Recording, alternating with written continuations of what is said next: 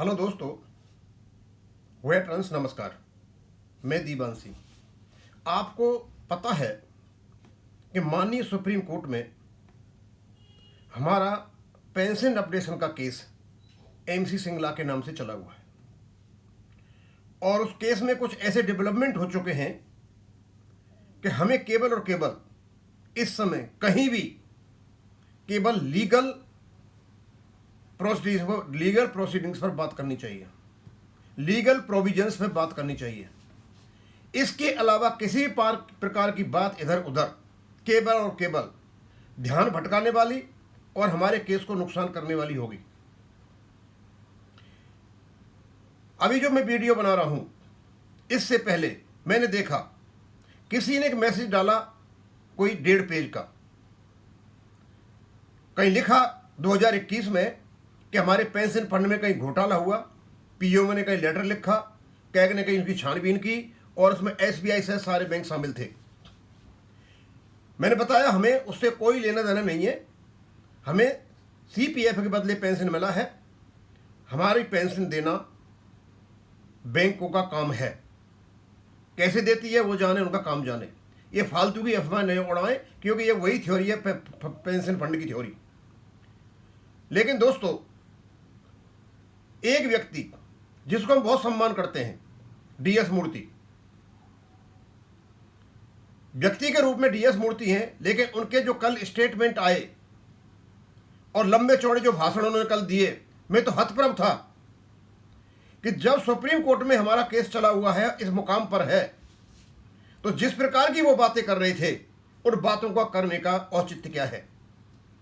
वो काफी दिन से इन सब चीजों को मेरे पास भेज रहे थे कि मैं अपने चैनल पर डालूं, लेकिन मैंने सोचा कि अननेसेसरी चीजें डालने की जरूरत नहीं है। लेकिन वो इतने उतावले हो गए कि वो कॉन्फ्रेंस टाइप करते हैं और एक अरेंजमेंट करते हैं, एक अनाउंसर आता है तो कम से कम 15 मिनट उसके गुणगान किए जाते हैं मूर्ति साहब के, और उसके बाद माइक उनके हाथ में दे करके कुछ बातें कही जाती हैं। और मैं तो हतप्रभ था। मूर्ति साहब, आप ट्रस्ट की परिभाषा पढ़ के लोगों को गुमराह कर रहे हो। आप हमें यह बताएं कि आपका जो पेंशन फंड है, जिसको ट्रस्ट संभाल रहा है, फंड में कहां ऐसा लिखा हुआ है कि आप किसी भी प्रकार का हस्तक्षेप वहां पर करोगे। ट्रस्टीज का अपॉइंटमेंट केवल सीएमडी साहब करेंगे। ट्रस्टीज को थोड़ा सा काम दे रखा है कि जो पैसा दे रखा है ट्रस्ट का, उसको इन्वेस्ट करना और पेंशनर की पेंशन देना, इससे ज्यादा कोई काम नहीं है। और पैसे की कमी भी इसी होती है, कुछ भी होती है, वो पूरा का पूरा सीएमडी के हाथ में है। आपका कहां लिखा हुआ है, मुझे बता दीजिए। यदि पेंशन फंड में कोई गबन हुआ है, एम्बेजलमेंट हुआ है, तो आपको क्या अधिकार है ये पूछने का कि पेंशन फंड में आपका गबन हुआ है। क्योंकि आपको पता है, देसाई ट्रिब्यूनल ने आपको 3 प्रकार की बेनिफिट्स दिए थे और आपने 2 बेनिफिट सेलेक्ट किए थे। आपने सेलेक्ट किया था आपका अपना सीपीएफ और ग्रेच्युटी, और वही आरबीआई ने किया था। लेकिन जब पेंशन आया तो आपने सीपीएफ को छोड़ दिया और पेंशन ले लिया, वही आरबीआई ने किया, वही 2 बेनिफिट।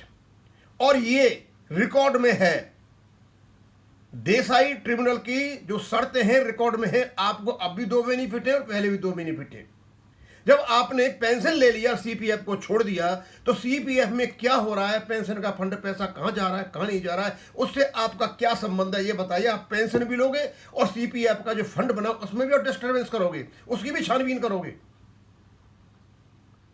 और ये जो पेंशन फंड की थ्योरी आप घुमा करके जो लेकर के आए और आप सोच रहे हो हमने बहुत बड़ा रेवल्यूशन कर दिया है, कृपया इसको न करें। ये हमारे केस के लिए बहुत ही खतरनाक है। और आपने 2 बातें ऐसी कही, मैं तो हतप्रभ था कि आप कैसे इन बातों को कह सकते हो।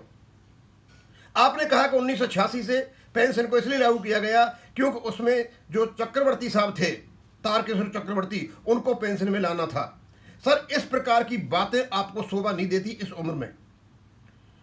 हम तो ये चाहते थे कि हमारे पेंशनर, तो आपको जब आपका रेगुलेशन सीसीएस रूल 1972 पर बना हुआ है, तो सीसीएस रूल 1972 तो 72 से लागू है, फिर आपका पेंशन तो 72 से लागू होना चाहिए था। 86 से क्यों कर रहे हैं ये? 86 से लागू सिर्फ इसलिए किया था कि 5वां वेतन आयोग सेंटर का 1 जनवरी 1986 शुरू हुआ था, उसको सिंक्रोनाइज करने के लिए वहां से शुरू किया था। आप ये अफवाह नहीं फैलाएं कि तारकेश्वर चक्रवर्ती के लिए किया था। और आपने दूसरा कहा, आपने इसको घोटाला बताया, और दूसरा कहा कि इसको एक लिमिट में बांध दिया गया था, 1/1/1986 लेके 31/10/19। सर कोई लिमिट में नहीं बांधा था, केवल ये बताया गया था कि उस टाइम के पीरियड के लोगों के लिए इस प्रकार ऑपरेशन होगा, और बार बार चेंज हो रहा था, इसमें कुछ था, और आपने फिर उसको घोटाला कहा। आपसे अनुरोध है कि आप इस प्रकार की बातें, जब कोर्ट में केस चला हुआ है इस मुकाम पर, तो आकर के अफवाहें ना फैलाएं। यदि आपको लगता है कि पेंशन फंड में घोटाला हुआ है, तो आप व्यक्तिगत रूप में कोर्ट में जाएं, केस करें, लेकिन इस चीज को यहां पेंशनर्स में अफवाह के रूप में नहीं फैलाएं। और आपने पता नहीं प्राइम मिनिस्टर को रोजाना लिखते हैं सर, प्राइम मिनिस्टर, हम भी लिखते हैं, आप भी, दुनिया लिखती है, वहां पर लेटर ऐसे ही पड़े रहते हैं। मुझे समझ में नहीं आया कि आपने ये कॉन्फ्रेंस करके एम्बेजलमेंट की कहानी क्यों लेकर के आए या फंड की। अभी मैं आपसे बेहद सम्मान के साथ और सभ्यता के साथ रिक्वेस्ट कर रहा हूं, आपने यदि इस चीज को बदस्तूर रहा तो हम आपसे चाहेंगे, पहली बात तो आप जाएं और कोर्ट में केस खुद करें कि उसमें एम्बेजलमेंट हुआ है, फिर हम देखेंगे आप किस हैसियत से मतलब इस चीज को उठा सकते हो। आपका फंड से केवल और केवल पेंशन लेने का काम है, उस फंड में किसी भी प्रकार का कमी बीसी होगी तो वो सीएमडी के नीचे आता है, आपके नहीं। और ये जो फंड जो बना हुआ है, क्योंकि बैंक सरकारी है और बैंक सरकारी होने की वजह से इसको एक ट्रस्ट बना दिया है, जिससे कि आपको पेंशन स्मूथली मिलती रहे और उसमें पैसे में कमी बीसी होती है तो बैंकों से आता रहे। बस ये आपका फंड का, और वो इर्रिवोकेबल ट्रस्ट है। वो ट्रस्ट इसलिए बना गया है, वो इर्रिवोकेबल ट्रस्ट इसलिए बनते हैं जब तक आपके बेनिफिशियरी रहेंगे वो खत्म नहीं होंगे। और सही यदि ट्रस्ट को इतनी ही पावर होती और आपको इतनी ही पावर होती तो फिर अपना अपडेशन करा लेते ना। फिर आप क्यों बेकार में कोर्ट में भाग रहे हो? आप जाइए, आपका बेनिफिशियरी हो आप, और आप बेनिफिशियरी हो तो बोलो भैया हमें अपडेशन करो, हम कोर्ट में क्यों जाएं? यही बात हुई थी सुप्रीम कोर्ट में, वो ट्रस्ट की परिभाषा की ही बात हुई थी। ये कहा था हम बेनिफिशियरी, हमारा पैसा है, हमारा पैसा हमें दिया जाए। कहां से आया आपका पैसा भाई? आपको दो बेनिफिट थे, दो बेनिफिट, पेंशन और आपकी ग्रेच्युटी आपके पास है, और वो पेंशन जो आप ले रहे हो वो सीपीएफ के बदले है। ये तीन ही विकल्प थे, सीपीएफ, ग्रेच्युटी और पेंशन। आपका कैसे हो गया, हम ये बताइए, फंड आपका सीपीएफ का फंड कैसे है? कोई भी आदमी, कोई भी बैंक पेंशन ये बता दे सीपीएफ में किसी प्रकार का आपका हस्तक्षेप हो सकता है। और मैंने देखा है लोगों को इसका कैलकुलेशन करते हुए, और ये सुप्रीम कोर्ट में इस पर चर्चाएं करते हुए, इस पर बहस करते हुए, जबकि आपका कोई अधिकार नहीं है। हिस्टोरिकली आपको 3 में से 2 बेनिफिट मिलते थे, आपके पास 2 बेनिफिट हैं, एक बेनिफिट आपने छोड़ दिया, वहां आप एक वर्ड भी नहीं बोल सकते हो। ये लीगली प्रोवाइडेड प्रोविजन है। और मुझे समझ में नहीं आती कि इतना उतावलापन आखिरकार। मैं तो बीच में सुनकर के मैं तो हतप्रभ रह गया, छोड़ दिया मैं, और पता नहीं है क्या क्या कहेंगे। मतलब तारकेश्वर चक्रवर्ती को देने के लिए 1986 से लागू। सर इस प्रकार के स्टेटमेंट आप आकर के दोगे, बचकाने स्टेटमेंट, तो ये तो बहुत बड़ा गलत काम हो जाएगा। मूर्ति साहब, आप अपना काम करें और अपना शो नहीं करें। आपका 4-5 आदमियों का एक ग्रुप है, आप वहां बैठते हो और वहां भाषणबाजी करते हो और उसको आप लेकर के यहां डाल देते हो। आप कृपया हमारा जो केस चला हुआ है कोर्ट में, उसमें किसी प्रकार का व्यवधान नहीं डालें। आपके इस खुलासे से सुप्रीम कोर्ट में चल रहे केस से कोई भी लेना देना नहीं है। सुप्रीम कोर्ट में एम्बेजलमेंट का केस है ही नहीं। सुप्रीम कोर्ट में कि 1986 से क्यों पेंशन दी गई थी तारकेश्वर चक्रवर्ती हिसाब से, कोर्ट में है ही नहीं।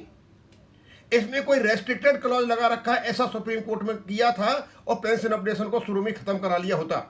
वो तो खैरियत थी कि एक बार हुआ है, आगे नहीं हुआ है, हम वहां से बच गए थे प्रावधान से। इस प्रकार के अपने बनाए हुए जो ऑब्जर्वेशंस हैं, कृपया खुले में आकर के नहीं डालें, इससे हमारे केस को नुकसान हो सकता है। अब क्योंकि मैं अभी मेरे एग्जाम में वहां जा रहा था, मैं बाद में और भी इसके बारे में बनाऊंगा, और मैं आपको आगाह करता हूं, हम आपका सम्मान करते हैं, बहुत सम्मान करते हैं। और आपको पता होना चाहिए, जब बैंक तचलम ने आप पर मानहानि का केस किया था, उस समय मैंने ही आपके वीडियो बनाए थे 4-5, और ये बताया कि आप पर बनता ही नहीं है। आप गलत नहीं कह रहे, हम आप हमेशा आपके साथ थे, लेकिन इस प्रकार आप हमारा नुकसान करोगे कि पेंशन फंड में गबन हो रहा है, तो सर आप जाइए।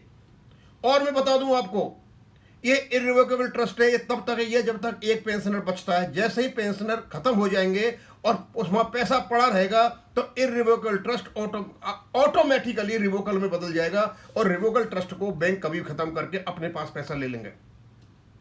फिर आप कैसे करोगे? हम तो सब चले जाएंगे, कोई रहेगा नहीं यहां पर, फिर कौन देखभाल करेगा इसकी? कृपया इस चीज को बंद करें।